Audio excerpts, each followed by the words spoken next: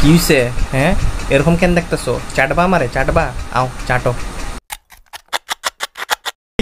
আমার জানটা কেন ফেলাই দিছিস? হ্যাঁ, ক্রিমটা কেন ফেলাই দিলি এরকম? কি কি করছে ক্রিমে? হইব না, ক্রিমটা ছাড়া আমি থাকতে পারবো না। ফালাইবি না কইছি, লুয়া তুল তুল, এটা তুল। দে দে দে যাতা দে, আজকে হইব সবগুলার, আজকে পিসা গুড়া গুড়া করে দেবো। দে যাতা।